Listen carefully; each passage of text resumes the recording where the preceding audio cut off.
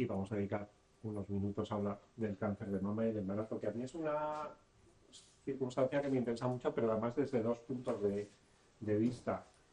El cáncer de mama durante el embarazo y un embarazo después del cáncer de mama. ¿Alguna idea así preliminar? Bueno, yo estoy aquí porque yo tuve embarazo con cáncer de mama. Entonces, Porque es una experta. sí, quiero aprender ¿Y más. fue todo bien? Bueno, yo hace 21 años de eso, el mismo día que me dijeron que tenía un cáncer de mama. Hola. Me vinieron. Está bien. Ah, ya está. Ya No, está. yo no sé lo que... Pero no, yo me he organizado yo solito. Ah, vale, vale. O sea que ya está Está todo. funcionando, sí.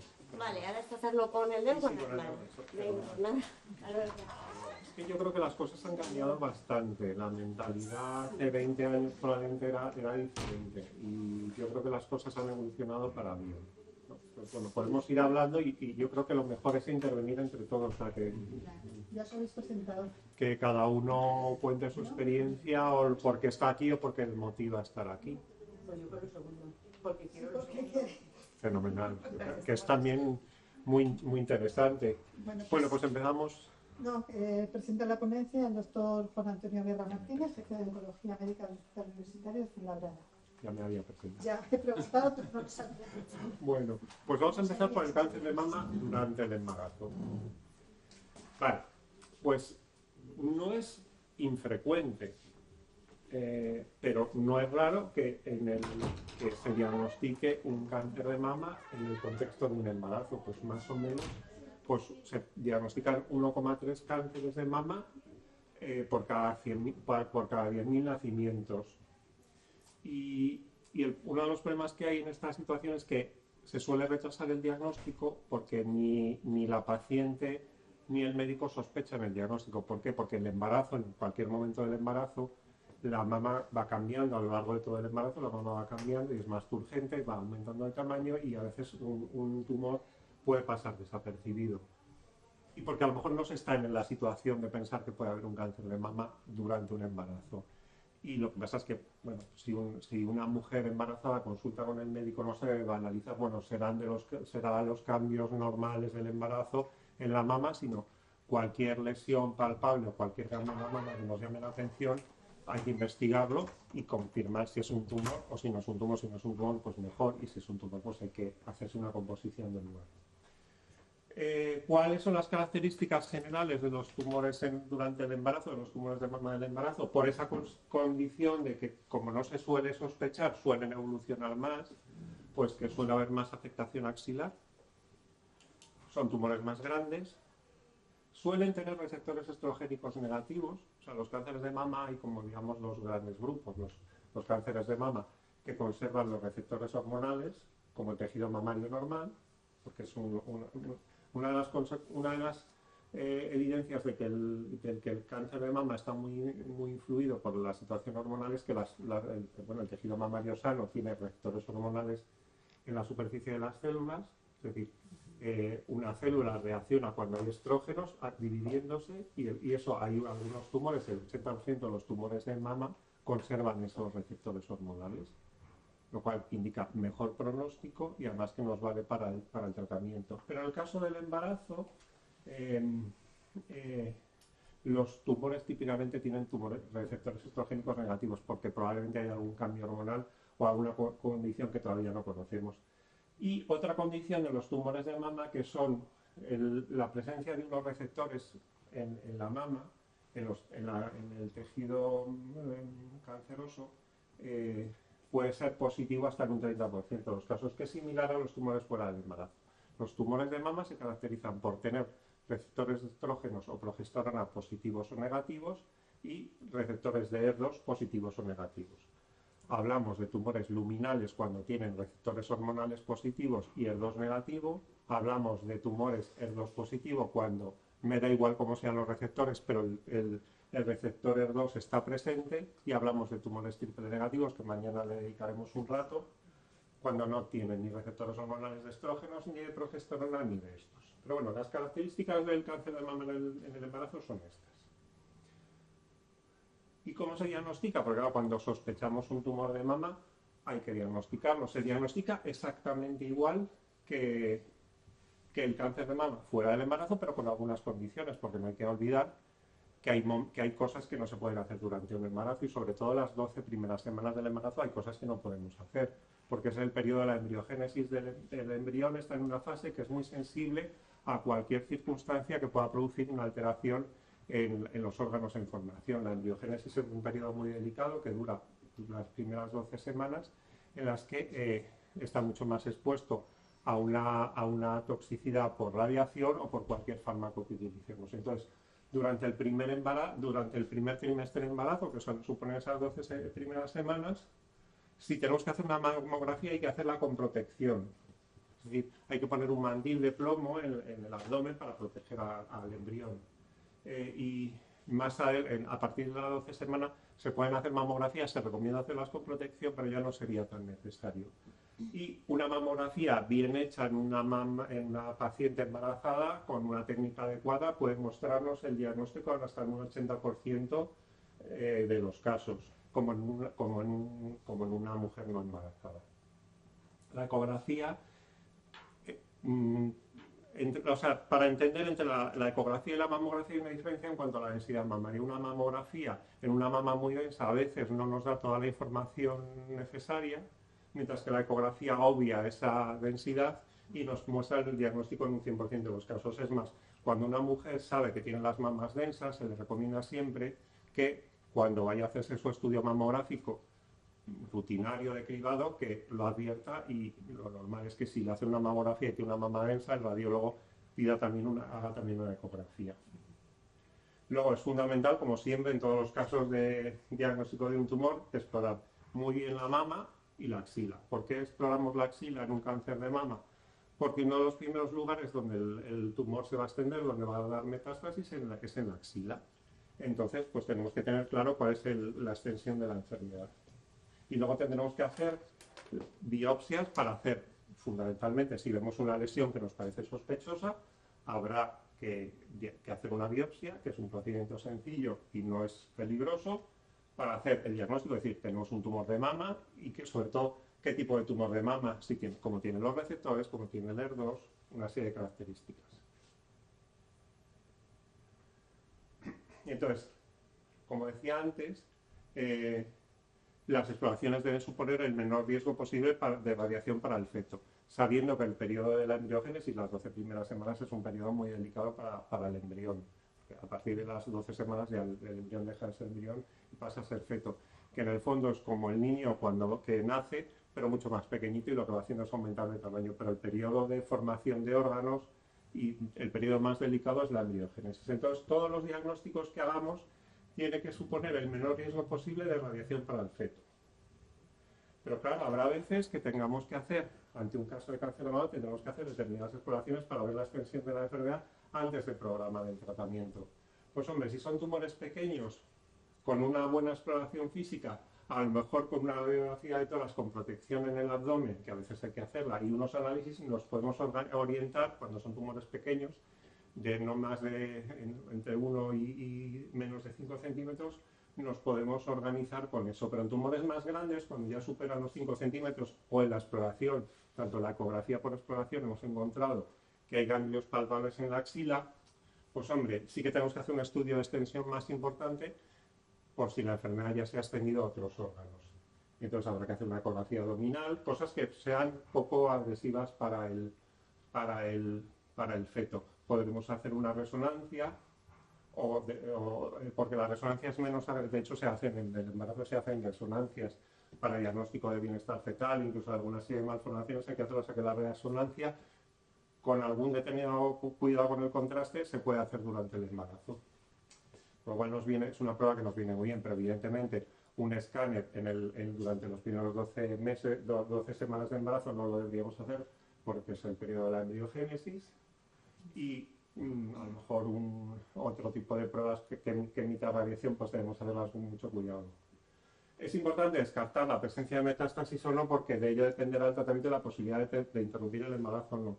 En ningún momento yo he hablado de que haya que interrumpir el embarazo. Lo que hay que hacer es tener experiencia y saberlo hacer y buscar siempre profesionales que estén acostumbrados.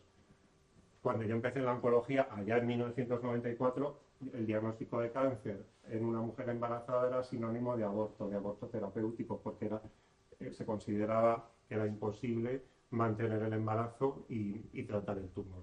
Y eso ya sabemos que no es así. O sea, se puede hacer sabiendo hacerlo y teniendo idea de cómo hacerlo. Entonces, por eso es muy importante el descartar la presencia de metástasis o no.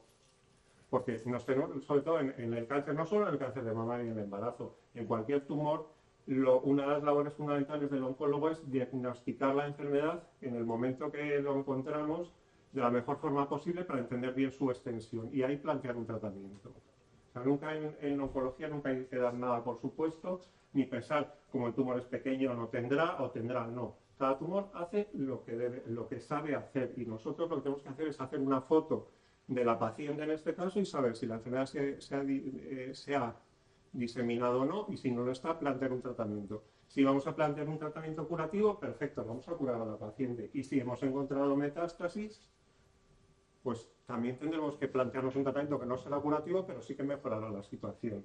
Entonces, lo que tendremos que hacer es, una vez que tenemos el diagnóstico claro, es sentarnos con nuestra paciente y hablar de las posibilidades reales de que hay. Entonces, si quiere continuar el embarazo, si no quiere, qué pasaría si continúa, qué pasaría si no continúa, es decir, decidir con la paciente lo que se puede hacer. ¿Vale? O sea, que la paciente tiene que tener la información suficiente para poder decidir y decidir ella. No yo obligarla como médico a que tiene que abortar, porque así se quita el problema del embarazo encima, que en ese momento el embarazo se convierte en un problema y no es así, simplemente es una condición más que tenemos que tener en cuenta a la hora de plantear el tratamiento. Y se puede hacer un tratamiento. Os voy a traer fotos de hijos de pacientes mías que han nacido después de un tratamiento de un cáncer de mama, con niños absolutamente normales, algunos ya tienen 10, 12, 15 años y están perfectos. Pero lo que hay que hacer es hacer las cosas bien. Y sobre todo tener toda la información. Entonces, tenemos que tener claro además, o sea, el embarazo se convierte en una condición más de las que los oncólogos tenemos que tener en cuenta a la hora de plantear un tratamiento con una paciente. Yo me tengo que preocupar también en una paciente que no está embarazada si es hipertensa, si es diabética, si tiene una cardiopatía, si tiene una nefropatía, si tiene un problema de salud de cualquier tipo, incluso salud mental. Pues lo mismo en una mujer embarazada con un cáncer de mama, yo tengo que saber si está obesa, si es diabética, si tiene hipertensión. Siempre es conveniente que esté controlada por una unidad de embarazo de alto riesgo, porque no deja de ser un embarazo de alto riesgo, porque algunas cosas que hagamos pueden precipitar un parto. Y no podemos precipitar un parto a las 16 semanas. Entonces, siempre que esté muy controlada. Tener clara la fecha probable de parto para organizar los tratamientos, ¿no? Es decir, cuando una mujer está embarazada y se diagnostica un cáncer de mama, una de las cosas que primero vamos a preguntar es en qué momento, cuál es la edad gestacional y cuándo es la fecha probable de parto, porque nosotros tenemos que saber de qué tiempo contamos y qué cosas podemos hacer, qué cosas podemos demorar y las cosas que no. Y sobre todo hay que hacer una muy buena estadificación del tumor y en función de las posibilidades terapéuticas, como decía antes, informar a la paciente de las opciones. Yo no decido, decide la paciente. Yo ni la voy a obligar a que aborte, ni la voy a obligar a que no aborte y a que continúe el embarazo. Lo que tiene que ser es su decisión propia y yo acompañarla en su decisión. ¿Que decide abortar? Perfecto. ¿Que decide no abortar? Perfecto. Y ya está, no hay que darle más vueltas. Lo que pasa es que nuestra información tiene que ser veraz. Es decir, una paciente que entendemos que tiene mal pronóstico, no solo en ese momento, sino a largo plazo, lo tiene que saber. Tiene que saber que su tumor de mama tiene mal pronóstico. Independientemente del embarazo, lo va a tener. Pues yo recuerdo cuando empecé en la oncología, porque a mí lo de la oncología me vino muy pronto durante la carrera. Empecé la carrera en 1986 y los primeros pacientes con cáncer y con cáncer de mama empecé a verlos, pues yo creo que en tercero o cuarto de carrera. Y me acuerdo que la primera vez que alguien me planteó la situación, o yo planteé la situación de un embarazo y un cáncer de mama que coincidían en el tiempo, recuerdo que en ese momento había, con los pocos conocimientos que había en 1989 por ahí, pues que probablemente había una tasa mayor de recaídas. Eso es lo que se decía entonces, eso ya es una idea que se ha perdido completamente. Que además había posibilidad de metástasis en el feto, cosa que es impensable, o sea, la sangre de la madre y la del feto nunca se ponen en contacto, es decir, no hay trasvaso de células de la madre al feto, y que incluso había una tasa mayor de metástasis en la placenta, que cuando se analizaba la placenta en una mujer, incluso que hubiera interrumpido el embarazo estando embarazada, y se analizaba la placenta, que se encontraba metástasis. Esto no es cierto, es una idea ya desechada completamente. Lo que tenemos que hacer es hacer un buen diagnóstico y plantear las opciones a la paciente, que la paciente decida, y nosotros acompañarla en su decisión. Entonces, la idea clave es que no es necesario interrumpir el embarazo, salvo que la paciente lo decida tras recibir información suficiente. Si la paciente lo decide después de recibir la información suficiente, es su decisión. Y nosotros la respetamos. Ni la vamos a obligar a que mantenga el embarazo si no quiere, ni la vamos a obligar a que lo interrumpa, su decisión. Cuando hablamos de hace un montón de años, hace 40 años, pues probablemente había una opinión del médico que pensaba sobre la paciente: usted debe interrumpir el embarazo, y el embarazo se interrumpía en muchas ocasiones. Pero ya sabemos que esto no es cierto. Todas las decisiones se deben tomar de acuerdo con la paciente, con el grupo de obstetras y oncólogos, tanto médicos como de oncólogos médicos y de radioterapia. Es decir, todo el equipo multidisciplinar que está alrededor de la paciente tiene que ponerse de acuerdo para organizar las cosas. Pero fundamentalmente es la paciente. Una idea clara que tenemos que tener es que no siempre es necesario hacer una mastectomía, si se puede hacer una cirugía conservadora, si la radioterapia no se va a demorar demasiado. Sabéis, perdonad que os tutee, pero como estamos así en un ambiente muy cordial, cuando hacemos una mastectomía o hacemos una cirugía conservadora en cáncer de mama, no tiene que ver con gravedad, que mucha gente interpreta: como tengo un cáncer de mama muy grave, me han quitado la mama; como el mío es más pequeñito y más leve, solo me han quitado el tumor. No, es una relación, una proporción entre el volumen mamario y el volumen del tumor. Si tengo una mama muy grande, permite hacer cirugías conservadoras a tamaños tumorales más grandes, y si tengo una mama muy pequeña, pues a lo mejor un tumor que en la otra paciente haríamos una cirugía conservadora, en esta paciente solo podemos hacer una mastectomía. Pero no es necesario. Esta era una idea que se ha mantenido hasta hace no tanto tiempo, es decir, que en las mujeres embarazadas, si hacemos cirugía, la tenemos que hacer siempre una mastectomía. Esto es una idea errónea. Lo que pasa es que si, por ejemplo, el embarazo se ha diagnosticado en el primer trimestre y decidimos que lo primero que vamos a hacer es operar a la paciente, pues tenemos por delante un montón de meses hasta que la paciente pueda recibir radioterapia. Pues a lo mejor hay que plantear si en ese caso en concreto, por el tamaño del tumor o si tiene afectación ganglionar, el demorar mucho la radioterapia va a ser perjudicial para la paciente. ¿Cuánto es el periodo aconsejable que tiene que pasar desde una cirugía conservadora a empezar la radioterapia? En condiciones de embarazo y normales, sí.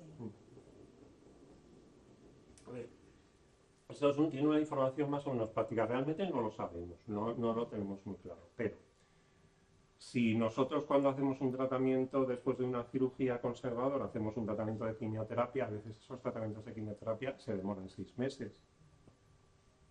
Y la radioterapia la podemos hacer antes de empezar la quimioterapia, inmediatamente después de la cirugía, cuando han pasado 3-4 semanas de la cirugía, que el tejido ya ha cicatrizado, la podemos hacer ahí, si son ciclos cortos.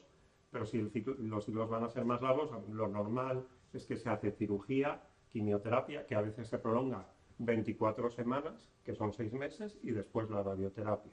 Es decir, 6 meses, 7 meses, sería el periodo habitual. Es decir, que si estamos diagnosticando a una mujer en las primeras 12 semanas del embarazo y hacemos la cirugía ahí, lo normal es que el parto se produzca 6 meses después. Pues es razonable. Incluso, a veces, lo que se hace es que cuando se llega a la semana 40, a la 38 o la 40, se induce el embarazo para adelantarlo un poquito, para conseguir no salirnos de ese margen. Pero no hay un margen de seguridad. Es decir, a partir del 8º mes, no. A ver, si la paciente está embarazada de 6 semanas y se diagnostica el cáncer de mama, pues nos quedan por delante casi 9 meses. Entonces, pero bueno, prácticamente nunca se indica una mastectomía por la precocidad en el diagnóstico. Y luego está la biopsia gangliocentinela, que es una técnica que nosotros hace muchos años, Yo siempre, como ya soy viejo en esto, siempre cuento que cuando yo empecé en la oncología, incluso mi madre, cuando yo tenía 18 años, se diagnosticó de su primer cáncer de mama, pues su tratamiento con 46 años fue una mastectomía y una linfadenectomía. Un caso que yo, si lo hubiera tratado ahora, hubiera hecho una cirugía conservadora en la biopsia de la centinela y no la hubiera puesto quimioterapia y así la recibió. Pero es que entonces se sabía lo que se sabía. Entonces ahora, nosotros, hace tantos años, pues siempre se hacían linfadenectomías. Quitábamos todos los ganglios de la axila. ¿Por qué? Pues porque si tienes un cáncer de mama, te quito la mama y además, como donde el tumor se va a extender es en la axila, pues yo quito todos los ganglios de la axila y los miro. Y eso solo tenía valor terapéutico en aquellas pacientes en las que la axila estaba afectada. En las que no estaba afectada, lo que tenían era una linfadenectomía en blanco, que les dejaba para toda su vida una linfadenectomía y el problema del brazo y tal. Entonces, hace ya bastantes años se ideó la técnica del ganglio centinela, que es identificar cuál es el ganglio que estaría afectado en caso de que hubiera alguno afectado. Es una técnica bastante sencilla, o sea que es una técnica muy elegante, porque lo que hace es el día previo a la cirugía se administra un contraste radioactivo que va hacia la mama, hacia la axila, utilizando las mismas vías linfáticas que utilizaría el tumor si se fuera a diseminar a la axila, y localiza un ganglio, y ese es el ganglio centinela. Si el ganglio centinela no está afectado, lo normal es que ninguno esté afectado. Esa técnica en condiciones de embarazo puede salir mal. Como la mama es más urgente, está cambiando, pues a lo mejor sale mal, pero no quiere decir que no vaya a salir bien. O sea, lo que hay que hacer es intentarlo. Y como en cualquier mujer diagnosticada un cáncer de mama, independientemente del embarazo, si hacemos técnica de ganglio centinela y la técnica sale bien, localizamos un ganglio y ese es el que quitamos. Si ese ganglio no está afectado, perfecto, y si están afectados ya nos planteamos si tenemos que seguir con la cirugía. En el caso de una mujer embarazada, igual, hacemos la técnica, si no sale bien, perfecto, hemos localizado el ganglio centinela, y si es negativo, no hace falta. Pero bueno, puede salir un poquito peor o ser más difícil. Y las ideas clave de la cirugía, por eso, que no siempre es necesaria la mastectomía. Sí que hay una recomendación, que es la de no plantear una biopsia de ganglio centinela antes de la semana 30, por esa dificultad técnica. Probablemente a partir de la semana 30 es más fácil que salga bien y yo localice el ganglio. Si lo hago antes tengo más dificultades, y lo que se recomienda es hacerlo y ver qué pasa. Y probablemente en un porcentaje más alto de lo que pensamos, sí que localicemos el ganglio y ya está, perfecto. Pero antes de la semana 30 vamos a tener cuidado. Si no es necesario retrasar demasiado la radioterapia, se puede hacer una cirugía conservadora, como os he comentado antes, con esa peculiaridad. Y siempre que se haga cirugía, a partir de la 25 semana, hay que valorar que se puede producir el parto. O sea, la cirugía, el hecho de la cirugía, cualquier mujer embarazada que se tiene que operar, porque hay mujeres embarazadas que se tienen que operar de apendicitis, de la vesícula, de una fractura. Me voy a esquiar estando embarazada y me rompo la pierna, pues me tienen que operar. Pues eso, a partir de la semana 25 puede provocar un parto. Entonces todo el mundo tiene que saber que hay una mujer embarazada operándose de un cáncer de mama y que a lo mejor el hecho de la cirugía puede provocar el parto. Y hay que estar preparado porque el feto ya puede ser viable. A partir de la semana 20 puede ser viable.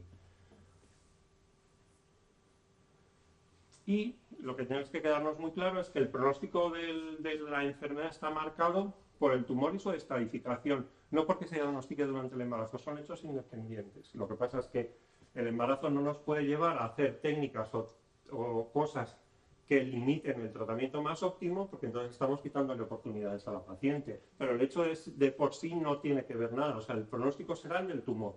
Si una mujer tiene un cáncer de mama triple negativo con mucha afectación ganglionar, va a tener mal pronóstico con o sin embarazo. Por lo tanto, pero esa información la tenemos que tener. O sea, que la condición que marca el pronóstico es el tumor y su estratificación, el tipo de tumor y la estratificación que tiene, no que sea durante un embarazo. Las indicaciones de quimioterapia sistémica son las mismas que en pacientes no embarazadas. Entonces, una técnica que solemos hacer, como hemos hablado al principio, que muchas veces el tumor se diagnostica en una fase más avanzada porque nadie lo sospecha. ¿Qué ocurre? Que tendremos que hacer, a lo mejor es una técnica muy razonable, es hacer primero una quimioterapia durante el embarazo, a partir de la semana 12 lo podemos hacer, y cuando llega la fecha probable de parto, la paciente tiene a su hijo y luego después se continúa, se hace la cirugía y se continúa con lo que hay que hacer. Es una técnica bastante habitual. ¿Por qué? Porque de esa forma no estamos retrasando nada. O sea, hay que decir que no es lo deseable, pero no es imposible hacerlo, porque como normalmente nos encontramos tumores grandes con afectación ganglionar, si yo a esa paciente la opero, luego le tengo que dar quimioterapia. La quimioterapia no la puedo prolongar 6 meses, ahí sí que hay un límite, hay unas 12 semanas desde la cirugía, 6 semanas, 8 semanas, apurando mucho, 12 semanas como muy tarde, pero yo no tengo 6 meses para empezar la quimioterapia. Entonces, si yo opero a una mujer en el primer trimestre, que la puedo operar perfectamente, de su tumor de mama y necesita quimioterapia, y eso yo normalmente ya lo sé antes de la cirugía, pues es que la quimioterapia no la puedo retrasar, la tengo que dar, y si la voy a dar durante los últimos meses del embarazo, a lo mejor en ese caso me interesa intercambiar los términos. Primero hago el tratamiento de quimioterapia y luego ya, cuando estamos llegando a la fecha probable de parto, la paciente tiene su niño y ya está. Y eso es bastante razonable. Eso sí, hay que recordar que no se puede administrar quimioterapia en el primer trimestre de embarazo, es decir, las 12 primeras semanas coincidiendo con el periodo de embriogénesis por el riesgo de malformaciones o de muerte fetal. O sea, en las 12 primeras semanas no se puede utilizar prácticamente ningún fármaco en ninguna condición. Es decir, las mujeres embarazadas tienen que saber cuánto antes que están embarazadas, porque cualquier cosa que estén tomando puede ser perjudicial. Entonces, en las primeras 12 semanas no se debe tratar con quimioterapia.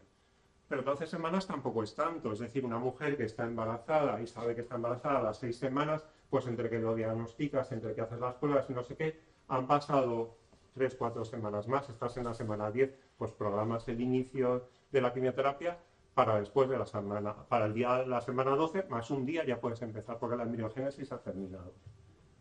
Y luego durante el periodo de fetogénesis, que son desde el del cuarto mes hasta el momento del parto, ahí se puede hacer tratamientos de quimioterapia con bastante seguridad. No con bastante seguridad, sino que hay datos en las que sabemos que la quimioterapia se puede utilizar, es segura.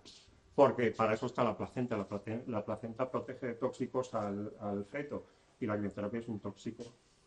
El riesgo de malformaciones durante el segundo y tercer trimestre de embarazo es del 1,3%, que no es diferente a los embarazos sin quimioterapia. O sea que las malformaciones que decimos, normalmente son las que encontraríamos en un embarazo normal. Antes de cada administración de quimioterapia se debe hacer una monitorización de bienestar fetal, eso siempre. O sea, la paciente, cuando el día que tiene programada la quimioterapia, se hace sus análisis y está en condiciones de recibir el tratamiento, la ve el ginecólogo, se ve cómo está el feto, que está todo bien, pues se pone el tratamiento. Y una cosa es importante, no administrar quimioterapia después de la semana 35 de embarazo ni dentro de las 3 semanas alrededor de la fecha de probable de parto para evitar complicaciones en el parto derivadas de la toxicidad hematológica. Si yo le pongo un último tratamiento a una paciente y hace una trombopenia o una neutropenia y se pone de parto de forma natural, pues a lo mejor el parto es más complicado porque la paciente está neutropénica y tiene las plaquetas bajas. Pues a partir de la semana 35 lo evitamos para no producir problemas. Entonces es muy fácil porque a ver, un embarazo es muy largo, programar todo el tratamiento de quimioterapia neoadyuvante, es decir, la que damos antes de la cirugía, entre esa semana 12 y la semana 35, ahí nos cabe perfectamente un tratamiento bien adaptado. Y sobre todo a saber que a partir de la semana 35, cuidado porque la paciente se puede poner de parto. Entonces muchas veces lo que hacemos es, cuando ya sabemos que el feto está maduro, que va todo bien, a partir de la semana 35 se puede inducir el parto porque así todo va más rápido. Podemos hacer la radioterapia más pronto, la cirugía más pronto, y eso simplemente es organizarse. Pero ¿y se puede tratar con cualquier quimioterapia? Esa es otra buena pregunta, porque la quimioterapia es diferente. Entonces, hay datos de un hospital con esta combinación de fármacos, que es ciclofosfamida, diamicina y 5-fluoracilo, con escasa o nula incidencia de problemas en el segundo o tercer embarazo. Pero son datos es decir, son datos fiables de un hospital. La media de edad gestacional para este hospital, que tiene su serie publicada, fue del momento del parto de 38 semanas, es decir, un embarazo de curso normal. Más del 50% tuvieron partos vaginales, es decir, no por el hecho de que hubiera estado recibiendo quimioterapia se va a forzar más una cesárea, ¿no? Es un parto vaginal normal, en una proporción más o menos la habitual en nuestro medio, y no hubo ninguna muerte fetal, ni ningún problema después. de este mismo estudio, de este hospital, la serie dice que se trataron 57 pacientes con este esquema de quimioterapia, que es un esquema muy frecuente en cáncer de mama, en forma adyuvante, es decir, la paciente estando embarazada ya había sido operada y recibía la quimioterapia de forma adyuvante, como complemento a la cirugía, o la recibía previa a la cirugía, que sería la adyuvancia. Nacieron 57 niños, o sea, 57 mujeres embarazadas, tuvieron 57 niños. No hubo ninguna muerte fetal por el camino. De estos niños hay seguimiento de 40 de los 57 niños, o sea, de los otros 17 no hay datos, pues se han perdido, pues la paciente se mudó y no sabemos. Esto es un hospital de Estados Unidos. Un niño nació con síndrome de Down, que es una proporción bastante razonable, o sea, normal, como el de la población normal, otro con malformaciones en los pies y otro con reflujo renoureteral bilateral. Probablemente el porcentaje era igual que en embarazos sin quimioterapia, es decir, no son grandes malformaciones, porque uno puede esperar que tenga una gran malformación cerebral, una gran malformación cardíaca, y lo que tenían eran los problemas que se pueden enfrentar ante un embarazo de curso normal. De los niños de los que hay datos, de estos 40 niños, se indicó que tuvieron un crecimiento adecuado y buena marcha en el colegio, y que además se podían utilizar medicaciones con seguridad como el ondansetron, el lorazepam y la dexametasona, que además los utilizamos como coadyuvantes para la toxicidad del tratamiento. Además, la dexametasona nos viene bien porque en los momentos previos al embarazo acelera la maduración pulmonar, y cuando vamos a inducir un parto un poquito antes de la fecha probable de parto, que son 2 o 3 semanas antes, el hecho de que la paciente reciba la dexametasona nos viene bien, sabiendo que la semana 35 es como el límite de seguridad para no continuar. Y luego, otro de los fármacos que utilizamos mucho en cáncer de mama, tanto en adyuvancia como en neoadyuvancia, es el paclitaxel, que es un fármaco muy frecuente. Hay pocos datos, y como hay pocos datos es mejor no utilizarlo. Entonces yo recuerdo el último caso que hemos tenido en el hospital. Primero hicimos la quimioterapia neoadyuvante, retrasamos todo el tiempo que pudimos el inicio de la quimioterapia neoadyuvante, y durante los meses de embarazo se le dio la primera parte de la neoadyuvancia, que iba ciclofosfamida y adriamicina. Luego, en la semana 35, además lo llevábamos contado casi con un calendario. En la semana 35, 3 semanas después de haber terminado el último ciclo de estos, se indujo el parto, y a partir de la recuperación del embarazo continuó con la segunda parte de la neoadyuvancia con paclitaxel, que se pone semanal, y luego la paciente fue operada. Pues esta paciente la vi hace poco y el niño está perfecto, o sea, nació bien y ningún problema. Tampoco hay datos con trastuzumab, que en las mujeres con tumores HER2 positivos es necesario utilizarlo, incluso con datos de incidencia de oligodramios, incluso fallo renal fetal. Es decir, que el trastuzumab conviene no utilizarlo. O sea, si vamos a utilizar trastuzumab, mejor después del embarazo, porque sí que aquí hay datos contradictorios, incluso podemos provocar problemas fetales. Y lo que está claro, que durante el embarazo evidentemente no podemos utilizar hormonoterapia, y desde luego no podemos utilizar radioterapia en ningún momento del embarazo, porque el feto está desprotegido. Entonces, incluso en el momento ya que el feto es maduro, no, la radioterapia siempre después, y el tratamiento hormonal siempre después. ¿Qué tal? Hasta aquí. ¿Su experiencia? Mi experiencia. Ya que hubiera deseado tener todo eso. Pues es que estos conceptos han cambiado mucho. Ha cambiado, porque todo eso que usted dijo, a mí me lo dijeron, suspender el embarazo. Claro. Pero es que yo en ese momento tenía 15 días de embarazo. O sea, el mismo día me dieron las 2 noticias. Estás embarazada y tienes un cáncer de mama, un T3. Eso era lo normal, era eso. Lo que Pues, así que sin conocer el caso y sin hacer ninguno, pues ahora se intenta adaptar en las fechas, porque 15 días se puede esperar entre que se hace el diagnóstico. A partir de la semana 12 se hace un tratamiento de inducción, luego se puede programar el embarazo. Eso así a nivel teórico. Pero bueno, es verdad que las cosas han cambiado. Sí, siento que tal vez hubo ahí ese fallo, ¿verdad? Porque el primer médico que me dio fue suspender. No fue quien, por ejemplo, el oncomédico, como ahora que determina en base a esto, qué tratamientos, todo eso que vos decías. Claro, pero eso yo creo que eso ha cambiado mucho. Pero ya digo, la primera noción que yo tuve del embarazo, que era, yo tenía, pues, además recuerdo porque mi madre había terminado su tratamiento de quimioterapia y su radioterapia, no sé qué, yo estaba en tercero ya de carrera, ¿sabes? Y lo pregunté, ¿qué pasa si una mujer se...?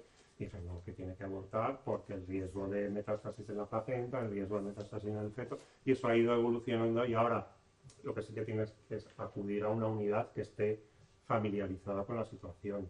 Sí. Por lo tanto, nosotros somos centro de referencia para esto. Sí, no, ahora hay mucha más información. Claro, que en aquel las momento. cosas han cambiado mucho, pero como en todo, o sea, todo lo que hacemos en oncología en estos últimos 20 años ha cambiado absolutamente. Bueno, pero la cirugía fue a los, ¿qué? Como a los 7 semanas, una mastectomía total con vaciamiento axilar, ¿no? Como así. Y el bebé nació, o sea, logramos defender ahí un poco, ¿verdad? Y bien. Pero Dios, ¿verdad? Y bien. Y a las 34 semanas una cesárea, con eso que hacemos para... Con dexametasona para durar para favorecer la madurez pulmonar. Mi hijo tiene 20 años y está en segundo año en la universidad. Pues eso. Pues eso mismo. Contra todo el pronóstico. Claro. Y no se puso quimioterapia a las 12 semanas, se iba a poner el doctor, bueno, yo soy de Costa Rica, ahora ya el doctor Joao Batista, conocido, quiso esperar a las 12, pero después me fue llevando, porque como ya me habían operado, claro, fue llevando, y entonces quimioterapia hasta las 24 semanas, pero no la pusimos. Esperamos bien. Esperamos sí. bien. O sea, lo que pasa es que en ese momento era todo un poco como menos técnico y un poco más a trompicones, ¿no? Es decir, las cosas tienen que estar muy bien pensadas. Sí, exacto. Y ahora pasamos a la segunda parte de la charla que a mí me parece especialmente interesante, que es qué pasa cuando una mujer en edad fértil se diagnostica un cáncer de mama, porque es que yo tengo pacientes con 27 años y pacientes con 40 que quieren tener hijos. Y todo lo que hagamos durante el diagnóstico y el tratamiento no puede impedir eso. Se puede hacer perfectamente. Pues eso, hasta hace poco plantearse un embarazo después de haber sido diagnosticado y tratado un cáncer de mama era una cuestión controvertida, fundamentalmente por la falta de datos reales, dependiendo más de la opinión del médico que de los deseos de la paciente. Esto era lo que nos podíamos encontrar. Pero ¿cómo vas a tener un cáncer de mama con lo que tú has pasado y ahora te metes en eso? Anda, hija, no, por Dios. Esto lo he oído yo decir a una paciente. Pues no, si la paciente te lo dice, yo cuando veo a una paciente joven con un cáncer de mama, cuando le pregunto en la primera consulta por un montón de cosas, desde qué actividad física hace o su dieta o no sé qué, le pregunto, ¿tienes hijos? Sí, tantos. ¿Quieres tener más hijos? Pero la paciente a veces se queda sorprendida. Pues sí que me gustaría. O te dice, no, pues vale, pues ya es una cosa que sacas de la ecuación. Sí, claro, sí que quiero tener más hijos. A ver, tiene 32 años y se acaba de casar, o tiene pareja y se quiere, o por lo que sea quiere tener hijos, yo ahí. Vale, y yo lo incluyo en la ecuación. Entonces, lo primero que hay que hacer es preservar de alguna forma, antes de empezar el tratamiento, la fertilidad de la paciente. Nosotros normalmente recomendamos la preservación de ovocitos o de embriones, si es posible, que hay tiempo, se puede hacer. El último caso que hemos hecho es una mujer de 32 años con un tumor HER2 positivo que crecía muy rápido y en 2 semanas tenía los ovocitos preservados. No te altera nada, simplemente lo vas incluyendo en todo lo que tienes que hacer, que son 1000 cosas. Pues además, ¿cuándo te sacan los ovocitos? El viernes. El martes te veo y empezamos el tratamiento. Los ovocitos están fuera, pues ya está, se empieza el tratamiento. O sea, hay que tenerlo en cuenta y que todo lo que hagas no impida la posibilidad de fertilidad. Pero hasta ahora, hasta hace poco, teníamos poca evidencia real de lo que había que hacer.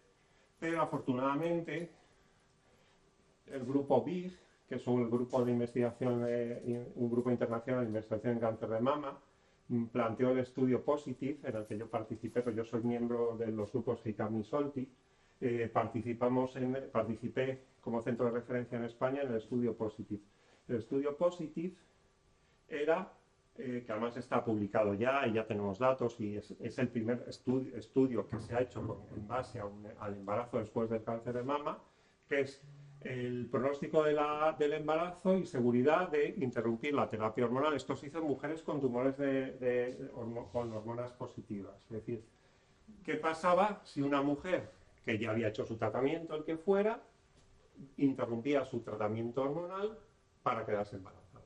¿Cuál era la seguridad y qué pasaba? Y estos son los datos del estudio POSITIVE, que además ya aviso que ha acabado muy bien. O sea que la percepción que teníamos de que se puede tener un hijo después de un cáncer de mama es real. Yo siempre les digo a las pacientes que se puede hacer todo, pero tenemos que tener la información suficiente para poder afrontar el asunto. Si una paciente tiene especial mal pronóstico de recaída, lo tiene que saber. Tiene que saber que tiene muchas posibilidades de recaer, porque claro, ya también tiene que plantearse si se puede encontrar con que tiene su embarazo, va todo fenomenal, y cuando el niño tiene 2 meses, ella está con metástasis cerebrales. Lo digo porque a nosotros nos ha pasado una mujer diagnosticada un cáncer de mama, que después tiene los que, pues a los 2 meses del embarazo, del parto, estaba ya enferma otra vez. Bueno, pero esa es su decisión. O sea, volvemos a lo mismo, es su decisión. Doctor, pero tiene que tener la información. Se suspende la terapia hormonal en ese caso. Sí. A ver, si estamos hablando de mujeres con receptores hormonales negativos, no hay duda, no hay nada que interrumpir. Yo siempre recomiendo a las pacientes que esperen un tiempo de recuperación, más o menos 2 años después del diagnóstico, porque además es el momento de mayor incidencia de las recaídas, porque si va a haber algún problema, probablemente lo encontremos ahí. Y son mujeres que no están tomando terapia hormonal, pero en las mujeres que están tomando terapia hormonal sí que había que hacer, porque a ver, si tú tienes una mujer de 38 años que se enfrenta a 5 o 10 años de terapia hormonal, cuando termina la terapia hormonal tiene 48. No puede quedarse embarazada. Es difícil que se quede embarazada, por no decir imposible. Entonces, lo que tienes que hacer es decir, vale, ¿qué pasa si y el estudio positivo de esto? ¿Qué pasa? ¿Qué seguridad hay de interrumpir la terapia hormonal en una mujer que ha tenido un cáncer de mama y está en tratamiento hormonal? ¿Vale? Entonces, ¿cómo era así, cuestiones del embarazo y el cáncer de mama? La mayoría de las pacientes jóvenes desean ser madres tras el diagnóstico y tratamiento del cáncer de mama. Hay estudios retrospectivos que muestran que el embarazo no empeora los resultados en cáncer de mama independientemente de los receptores hormonales del tumor. Es decir, lo que empeora el pronóstico es el tumor, no el embarazo. Es decir, una mujer que ha tenido un cáncer de mama, por el hecho de que se quede embarazada, no va a ir peor, su pronóstico no va a empeorar, ni va a mejorar, es independiente. El pronóstico no tendrá bueno o malo en función de los datos del tumor. ¿De acuerdo? Ay, perdone. Sí. A mí lo que sí que me han dicho es que, claro, es que esto, a ver, si hay un tumor y es hormona dependiente, durante el embarazo va a crecer mucho más. Es lo que me han dicho. Claro, también te da miedo porque cuando se tiene una mama densa hay tantas cositas pequeñas que no se ven muy bien. Pero ¿cómo que va a crecer? Sí, porque como que va a estar sobreestimulado por el subidón, digamos, de estrógenos, de las hormonas. Pues nosotros hacemos subidones de estrógenos para producir en pacientes embarazadas, o sea, en pacientes con cáncer de mama, hacemos inducción de la ovulación, o sea, hacemos una recogida de ovocitos, que es una carga enorme de hormonas. Pero al ser 9 meses a lo mejor sostenido, yo me encanta de saberlo, pero yo tenía esa idea que el embarazo daba más posibilidad de que lo que hubiera crezca más o de que crezcan más cosas. ¿No es así? No es real. Eso es un concepto que va más con el pensamiento mágico que acompaña mucho a la oncología que lo real, no está demostrado. Vale. O sea, entonces una mujer con un tumor hormonosensible que está recibiendo tratamiento hormonal no podría quedarse embarazada nunca. Ya. Pues he oído eso y también que como el embarazo pues te deprime el sistema inmune, que también es más posible que tengas esas heridas. Y una depresión y una operación de vesícula. O sea, no hay una relación real entre esa supuesta inmunodepresión, que no es real, en el embarazo no hay una inmunodepresión, y que el tumor vaya a reactivarse, no está, no. Pues es que esto me lo han dicho la semana pasada. Pues no es real. No es una información real. Lo que tiene que recibir la paciente es una información real de su pronóstico. Si una paciente tiene un tumor de buen pronóstico, lo normal es que vaya todo bien y que el tratamiento hormonal, a lo mejor si tiene 30 o 29 años, bueno, pues 5 años después haces el tratamiento hormonal completo y después te quedas embarazada y ya está. Si tiene receptores hormonales negativos y no está recibiendo tratamiento hormonal, no hay nada que interrumpir, entonces siempre se plantea un tiempo de recuperación de todo lo que ha pasado, pues de un par de años para que se quede embarazada. Y luego estaban las pacientes que sin decirte nada dejaban de tomar las pastillas y se quedaban embarazadas. Y te venía la revisión y dice que estoy embarazada, pues vale. Yo no he visto ningún caso de cáncer de mama reactivado por el... O O sea, el pronóstico lo marca el del tumor, no el hecho de que se quede embarazada después. Eso hay que tenerlo muy claro. Si una paciente tiene mal pronóstico, lo va a tener malo con y sin embarazo. Si tiene buen pronóstico, lo va a tener igual. El embarazo no supone un empeoramiento de los casos. Además, el estudio positivo sí que nos lo ha mostrado. Y además es que lo que decía es que el tratamiento hormonal compromete la posibilidad de un embarazo por lo menos 5 años después del tratamiento. Entonces, a lo mejor en ese momento ya la edad gestacional ha pasado y ya es muy difícil. Entonces, ¿qué quería el ensayo positivo? Era un ensayo de un solo brazo para comprobar la seguridad desde el punto de vista de la recurrencia de interrumpir temporalmente el tratamiento hormonal para intentar un embarazo. Se incluyeron solo pacientes con tumores con receptores hormonales positivos en las que las pacientes que no requieren tratamiento hormonal no hay nada que interrumpir. Entonces se plantea, dice, pues la paciente dice, pues 2 años parece razonable, te has recuperado, es el tiempo de recuperación, pues te puedes quedar embarazada. Y luego pacientes que te venían a la revisión. La última paciente terminó el tratamiento de quimioterapia, además hizo tratamiento complementario con trastuzumab durante unos meses después del tratamiento inicial. Había hecho quimioterapia neoadyuvante, respuesta completa, tratamiento de mantenimiento, tumor de receptores negativos, terapia con trastuzumab, que termina en el mes de mayo y en el mes de agosto está embarazada. Pues ya está embarazada, pues es su decisión, no pasa nada. Nosotros estamos siguiendo el embarazo como un embarazo de alto riesgo por las secuelas que haya podido poner el tratamiento. Hemos mirado bien el corazón y tal, pero el embarazo está siguiendo su curso y está perfecto. Entonces, por eso, ¿qué pasaba si interrumpíamos? Porque claro, tú no puedes demorar. Entonces, ¿cuáles fueron los criterios de elegibilidad de este estudio? Mujeres con cáncer de mama que querían quedarse embarazadas, evidentemente. Que tuvieran menos de 42 años al entrar en el estudio, porque por encima de los 42 años la posibilidad de un embarazo es más difícil. Sin evidencia de recaída en el momento de la inclusión, es decir, que antes del momento de empezar a pensar en quedarse embarazada, que tuviéramos claro que la enfermedad no estaba, que no había vuelto. Al menos 18 meses y no más de 30 meses de tratamiento hormonal tras un carcinoma de mama, estadios 1, 2 y 3 con receptores hormonales. Está la alarma, son las 7:25. Algo discreto. Al menos 18 meses, no más de 30 meses de tratamiento hormonal tras un carcinoma de mama, estadios 1, 2 y 3, es decir, no en 4, por decir, en pacientes metastásicas es difícil por la cuestión de pronóstico, con receptores hormonales positivos y podían haber recibido tratamiento neoadyuvante, ayudante y haber hecho preservación de fertilidad. Eso ya. Entonces, los procedimientos al menos después de 18 meses de tratamiento hormonal y tras un periodo de lavado de 3 meses, es decir, la paciente hacíamos una evaluación de la enfermedad, dejaba de tomar el tratamiento hormonal y se dejaban 3 meses hasta empezar el intento de embarazo por ese periodo de lavado, que es interesante mantenerlo, para que no hubiera interferencia con el tratamiento hormonal y el embarazo, porque ya hemos dicho antes que durante el embarazo el tratamiento hormonal no se puede mantener porque sí que es fuente de malformaciones. Entonces, se contaba, entonces a partir de ese tiempo y de ese periodo de lavado de 3 meses, se contaba con 2 años para la concepción, embarazo, parto y lactancia natural. Si la paciente se quería quedar embarazada 2 veces, pues 2 embarazos, lo que fuera. Pero 2 años de seguridad era lo que se planteaba en el estudio. Si había embriones preservados, se podían utilizar si no había embarazo por medios naturales, es decir, la paciente se queda embarazada por sus propios medios. Que no podía, si tenía ovocitos, fenomenal, pues utilizaban los ovocitos, los embriones.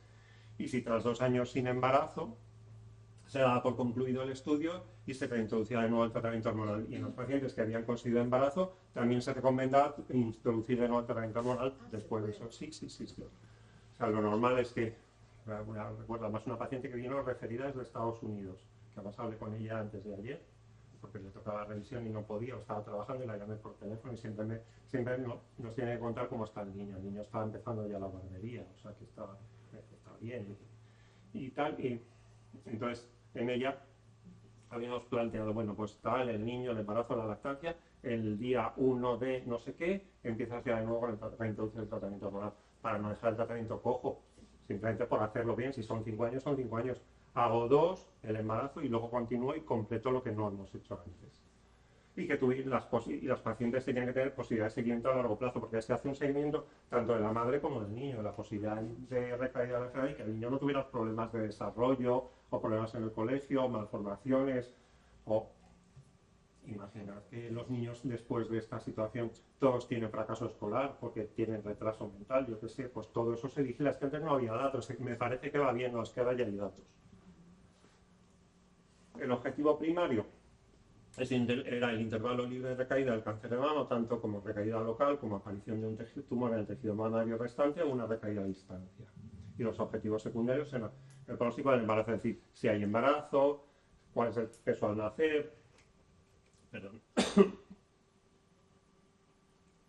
si había más tasa de abortos espontáneos, de malformaciones congénitas, de partos pretérmino, pronóstico del niño, la evolución, retraso en el crecimiento, dificultades de aprendizaje, si había más o menos necesidades de reproducción asistida, porque claro, también una de las cosas que se valoraba durante el seguimiento, pero la paciente entraba en el estudio en los periodos cuando ya estaba tomando el tratamiento hormonal, ella manifestaba su deseo de quedarse embarazada y entonces se la incluía en el estudio en el momento que fuera, en esos 18 primeros meses. Entonces la paciente se iban haciendo controles periódicos de determinadas hormonas que nos iban diciendo cuál era la situación de su sistema de su fertilidad. Pues pacientes que había pacientes que por el tratamiento recibido o por alguna condición ya no eran fértiles, o que no lo iban a haber sido nunca, es decir, que la infertilidad o la esterilidad no era atribuible al tratamiento recibido, sino a una condición propia de la paciente. Todo eso se evaluaba, ¿no?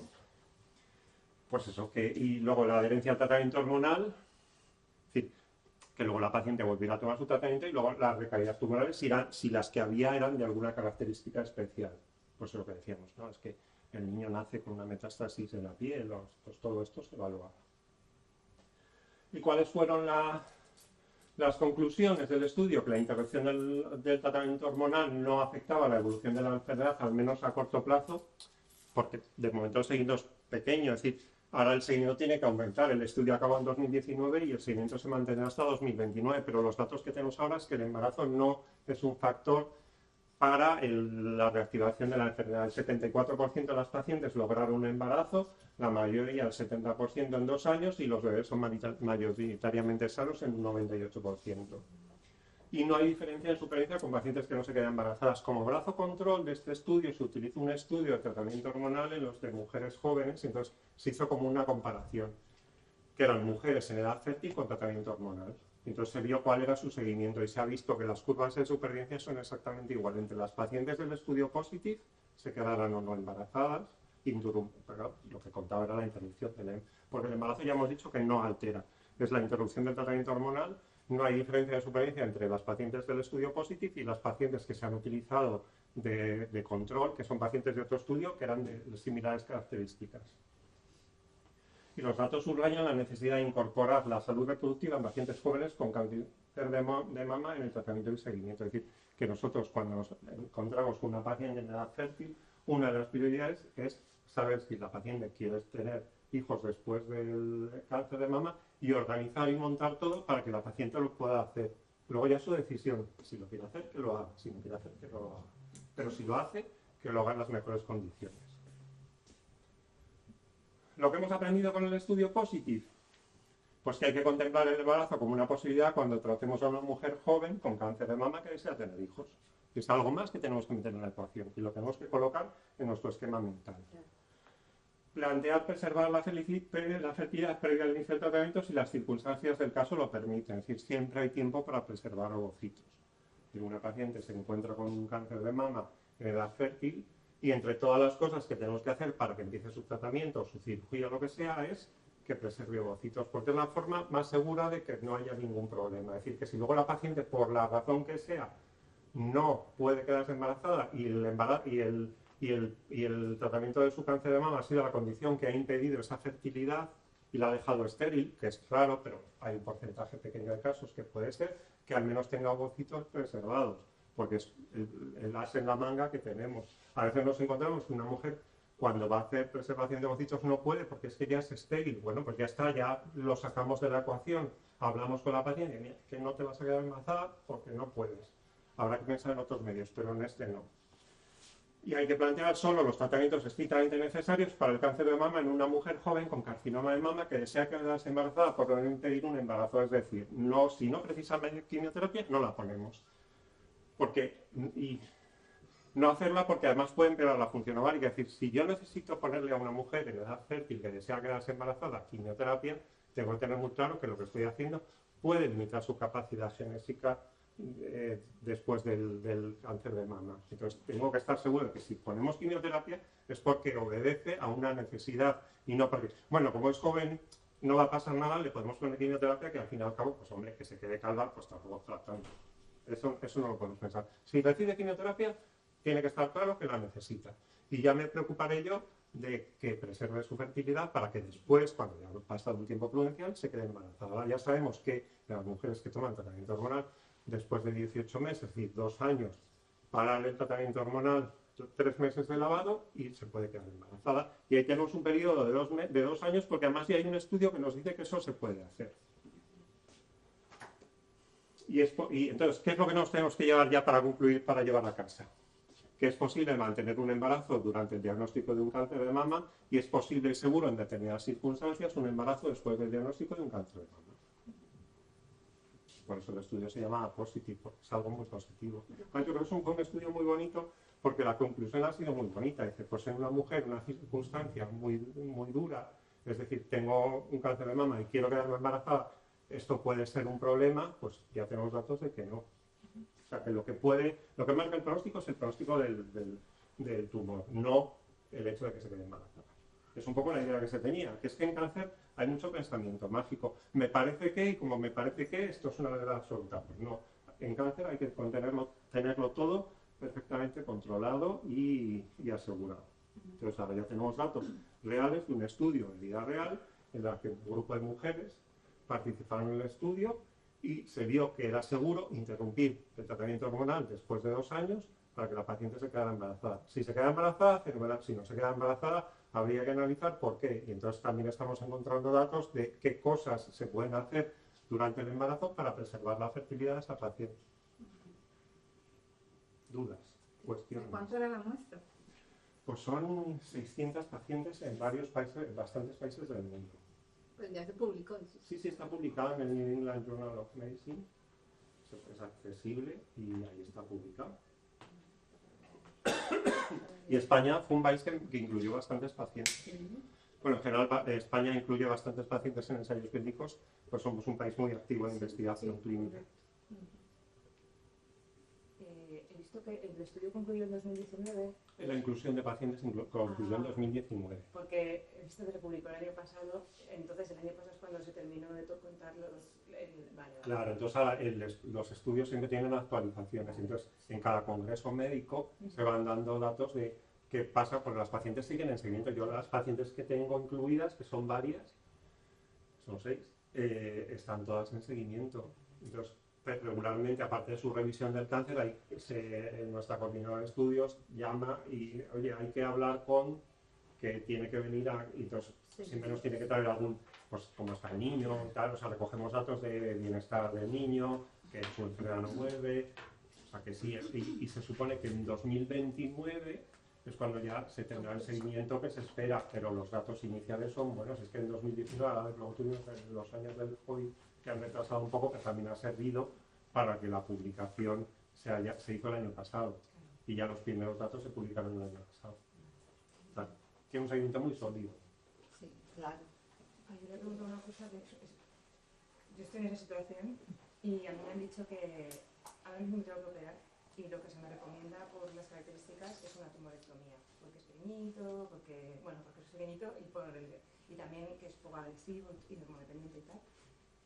Si yo me planteo hacer este parón, es mejor que una mastectomía. También tengo muchos antecedentes familiares, no tengo genes. No, la indicación de la mastectomía tiene que ser siempre lo que decíamos antes, una relación entre el tamaño tumoral y el tamaño de la mama, no por el hecho de pensar en un brazo, se hace una cirugía conservadora, radioterapia, que eso limita las posibilidades de recaída del tumor prácticamente a cero, no son cero, pues son 6%, pero es muy bajo, y luego el embarazo ya está.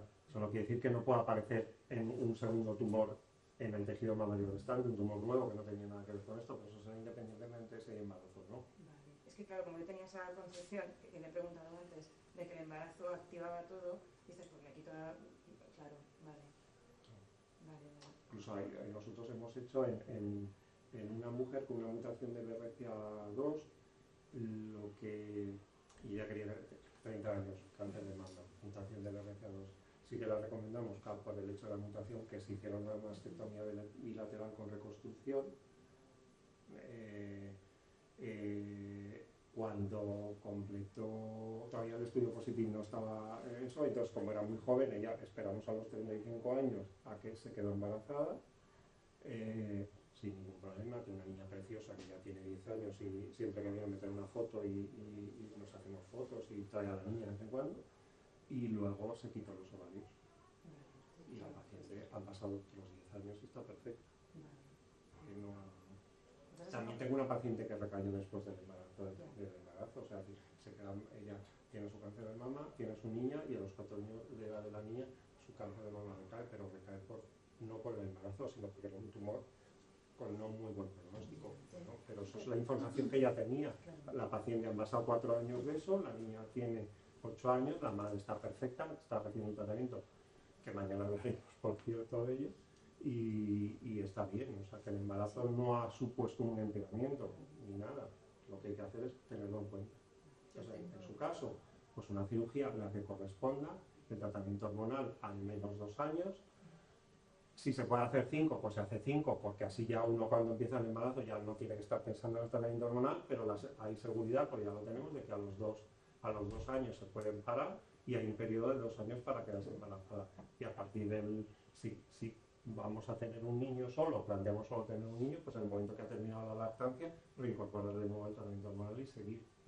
Durante la lactancia tampoco conviene hacer, si la paciente no se plantea la lactancia, pues no se hace y se introduce el tratamiento hormonal. Que la paciente se lo plantea, mejor para ella y mejor para el niño, pues después de la lactancia, dure lo que dure. Pasa que ahí no recomendamos lactancias muy prolongadas, porque eso sí que retrasa el tratamiento hormonal. Entonces hay por lo menos que sean 2 años. Yo lo que digo, doctor, es que no hay que perder la esperanza, porque yo tengo 21 años libre de progresión de enfermedad. Sí, a ver, el cáncer de mama en general es una enfermedad de buen pronóstico. Y es una enfermedad de buen pronóstico, es decir, que lo normal es que si se hacen las cosas bien, todo vaya bien. Y si hay mal pronóstico ya se sabe, y esa información hay que poner encima de la mesa. Hay mal pronóstico, no es recomendable. Y luego la paciente toma su decisión. Pero no soy yo quien le deba decir a nadie cómo debe vivir su vida. Entonces, por ese aspecto paternalista de no, como estás loca después de cáncer, como lo que has pasado, ahora meterte en ese follón, ¿tú qué más? Sí, encima a lo mejor a la mujer le quitas la ilusión y ya además le quitas la ilusión. No entienden eso. Sí, pero le puedes quitarla y decir, hombre, es que tienes que tener un objetivo. O sea, tú cuando le explicas a una mujer que tiene un cáncer de mama, le tienes que dar una mala y una buena, y dice, vale, pero luego plantéate que luego puedes quedarte embarazada, que no sé qué, que la vida sigue, que vamos a tener cuidado, que lo que te hagamos ahora luego no te deje un problema cardíaco dentro de 20 años, estés acordando de mí cuando tengas que operarte el corazón y que no tengas los huesos fatales. Es decir, ahora, afortunadamente, con el pronóstico del cáncer, nos planteamos que las pacientes van a sobrevivir muchos años, van a vivir su vida completa. Mi madre se diagnosticó con 46 años, se ha muerto con 82. Con las secuelas del cáncer, con aplastamientos vertebrales, con no sé qué. Pues ahora, con lo que yo sé, ya me cuido de que mis pacientes hagan deporte y se cuiden los huesos. Pero antes era impensable, cuando empiezas en la oncología, hace ya muchos años, es con tal de que la paciente no se muera, vale, lo que sea. No, pues es que ahora tienes que hacer el tratamiento más adecuado y dejar las menos secuelas posibles para que después la paciente con los 80 años no se esté acordando del oncólogo que la trató, que la dejó el corazón hecho un trapo. Corazón destrozado. Pero estamos bien, sí. O sea que es todo, vamos, es que hay que tomar las cosas que antes el cáncer, no, es una enfermedad que hay que saber, que hay que controlar y tener información, y las pacientes sentarse tranquilamente y hablar y decidir. A una mujer joven con un cáncer de mama de buen pronóstico que quiere quedarse embarazada, pues armarlo todo para que la paciente lo pueda hacer. Que tiene mal pronóstico, lo tiene que saber. Que tiene mal pronóstico, lo tiene que saber. Que hay incertidumbre, que hay sorpresas, también lo tiene que saber. Pero si tú lo armas, lo haces bien, y encima ya cuentas con un estudio como el POSITIVE que te lo avala. Sí. Pues nada, muchas gracias.